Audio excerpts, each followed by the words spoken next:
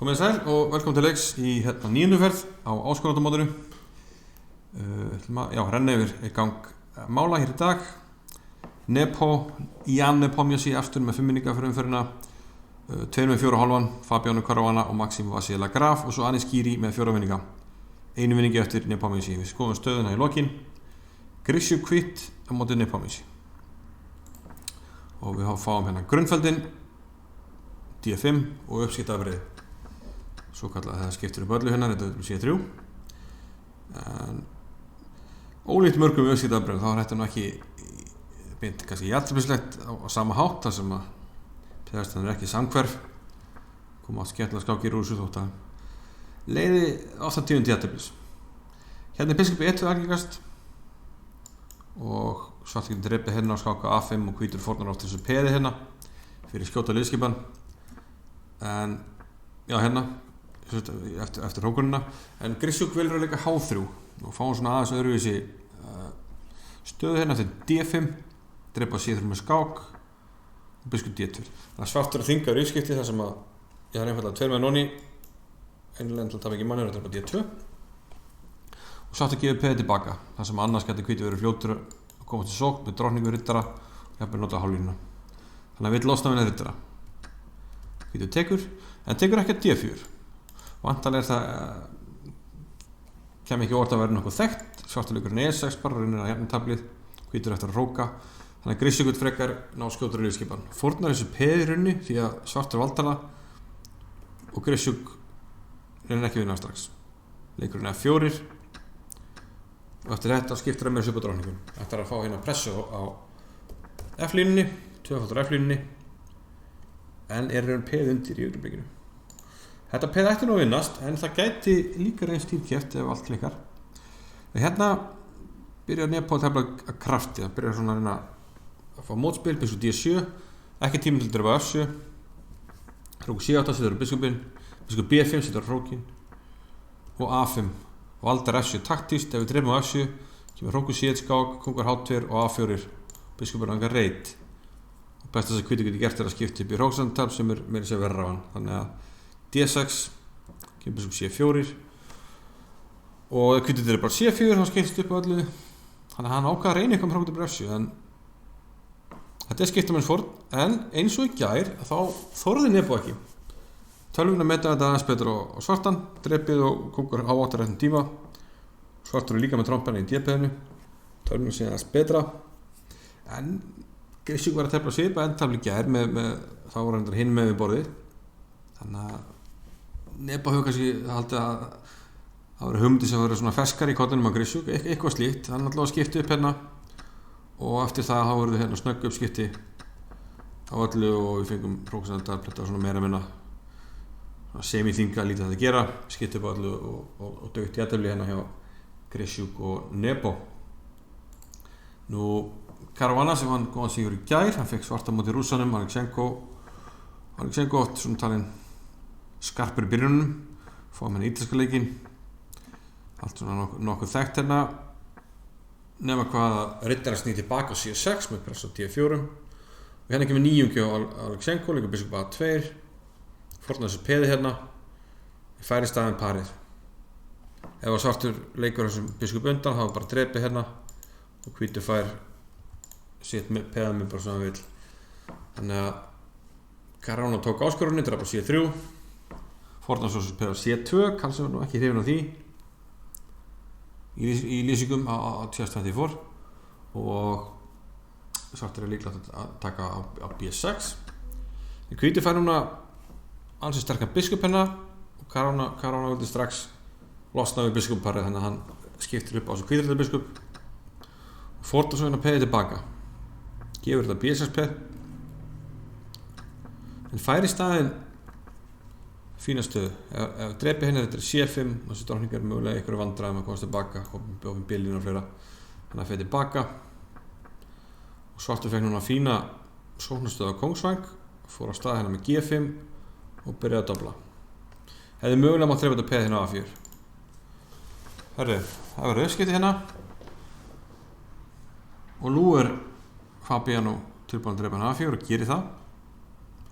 Hvítur gefur henni annan peð. en á móti þá er rittarinn fá að reyti, hann kemst bara tilbaka hérna, þannig við fáum hérna dansina, hrúku C2, hrúku C4 og ef svartur ætlar að reyna eitthvað, reyna að vinna, þá er þetta einleikurinn. Alexenko fann hann að peða tilbaka og F5 peðið að falla. Þannig að spurningin er hvort að svartur ná að skipta upp í hróksendarprí að leikur hrúkur A6. Karlsson var sammála því að B6 var á hægfara þótt að séu 2 samstað, þá hvítur að koma líka hérna E5 og svo G3 F4 og svo framvegis hvert húrandi mótspil með góðan hrók. Þannig að hrókur A6 finnst þetta krítískt, en Alexenko fann góða varnarleið fyrir með hrókin fyrir fram peðið og hann er nógu tímalega hérna með kónginn og nær sjálfur þótt að svartur fara hérna í hlaðborðið á kóngsefnum, hétt allt, þá var E-peðið komið vel á stað og mjög sterkt og þetta duði tíðatöflis. Hvítu vinnar hrókin en svörtu peðinu vinnar hrókin tilbaka og peðið fellur hérna og jafntefli. Þannig að Caruana, átti ykkur að sensa hana en náði ekki að vinna úr því. Næsta skrá er Dingliren gegn Maxime Vachier-Lagrave og já, það er grunnfeldið að Najdorf hjá Lagrave en Ding kemur í veg fyrir það hérna með H4.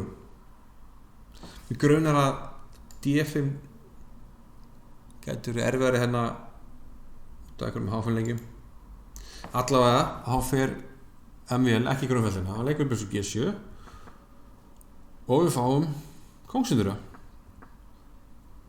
Þannig að með það að Ding tefli alltaf grunnfeld, þá var þetta kannski svona afsikið að MVL tefli alltaf grunnfeld, þá var þetta svona hálfur sigur hjá Ding. Mennir kom út hérna, Leifur H5 komir aðeins óvart og hérna ákvarðan að gefa biskupinn og já, hvítið var týpið, þetta er að ná sem E5 reytina G5 og þetta er að planta rittur á E5 og hérna kemur leikur dagsins klárlega rittar D4 gefur hérna mann svartur reyla að drepa því að hvítu getur reyla valið góða reit fyrir rittar í kjölfarið auk þess sem F4 er að koma opna alltaf upp á gátt þannig að MVL tók en fórnaði mannum tilbaka fór nú aðeins á nátt hana fór mannum tilbaka eða fyrir F7 hérna þá kemur hrókur E kjölfarið biskup D3 og G4 svo jafnvel á E6 og rittarinn er enga reyti þannig að hvítu fara alveg mjög skemmtilega svona alfa-zero-lega bætur og kannski alfa-zero að hafa svona áhrifamenn það er ekki gott að segja ég meina þetta HP komið hérna mjög alfa-zero-legt og menn að tefla svolítið upp á virkni mannana það má ekki segja að við séum að sjá þessi áhrif hjá fleiri en einu skákmanni í þessu móti en MVL gefur mann tilbaka hérna en hvítur með mjög fína stöðu biskupaparið og getur farið henni í minnihlutarás A4, A5 býtið vegleika á B6 kom með A-línuna hvítur stendur mjög vel framhaldinu urðu þeirra uppskiptið á léttumönnum og hvítur má mjög vel vuna að það veikleiki hér og þetta hápeð hefur áhrif Karlsson sagði að ég meina að vinna 9-10 svona stöðu á þessu leveli svartur er algjörlega bundið niður og hvítur getur eiginlega bara raða upp hérna svona raðtekni hvernig hann ætlar að ráðast á uppheiði en hérna var hann fljótur á sér það virðist eiga skemmtilega leið að bara hlaða á þetta peð hérna segjum bara eitthvað svona hlaða á þetta peð svartur býður bara til dæmis hér eða kongur eitthvað skiptir ekki öllu ætla að stilla upp svona hann þurfti reyndar að valda á hann ég var að snokka á mér valdar þetta möllum þá kemur drottning B og við fáum hérna 2 árás svartur getur ekki varist og hvítur vinnur peð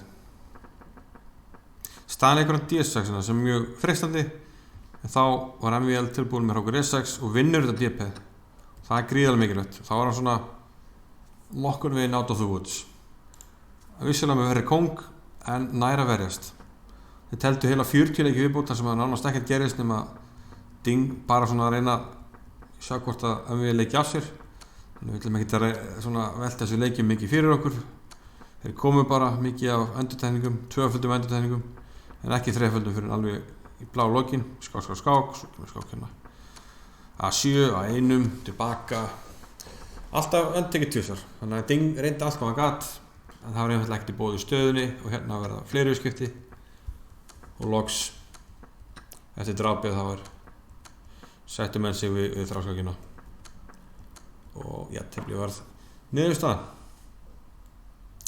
Það var aðeins einn skák eftir í umferðinni og þar fekk Anis Giri tækifæri á að nálgast efstu menn, þar sem allar skákir hingað til hafa verið jafntefli.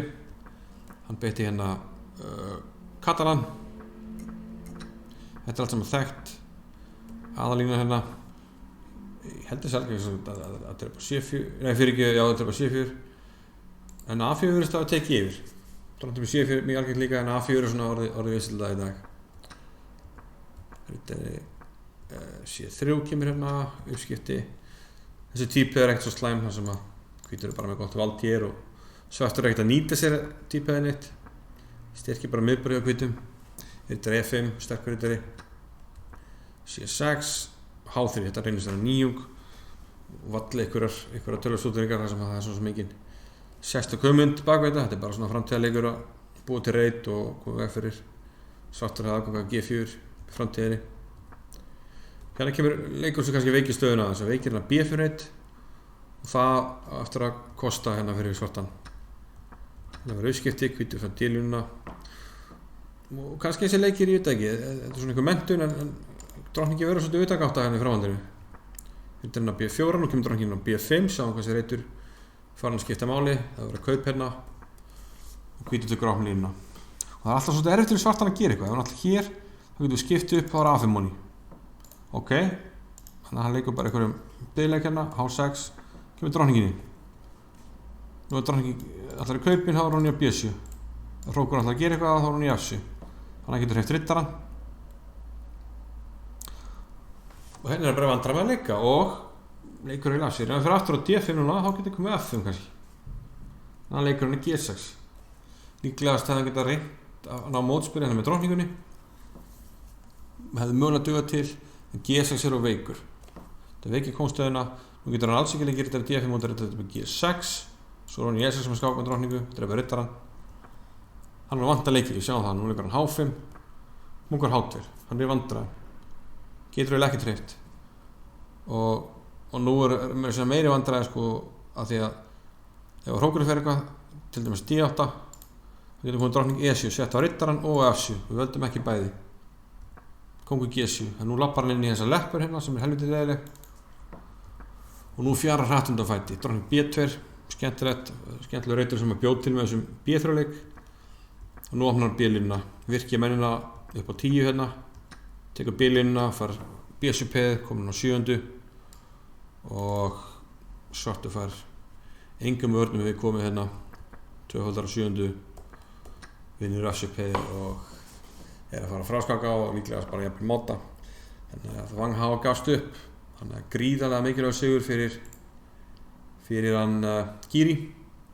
Skoðum hérna stöðuna, hann er búinn að ná mönnum í öðru sæti. Nepo er ennþá efstur með 5,5. Nú eru Caruana, Vasila Graf og Giri með 5 vinninga. Þannig að baráttan verður vantanlega milli þeirra. Hver mun tefla inn í Carlsen, það verður einn af þessum 4, annars útiloka. Þó við skulum aldrei segja aldrei. Það eru 10. umferðin á morgun og svo gera þær hlé fyrir okkur þegar við hefum Íslandsmótið á 5. daginn, 7. daginn fyrsta. En við sjáum síðar. Takk fyrir mig.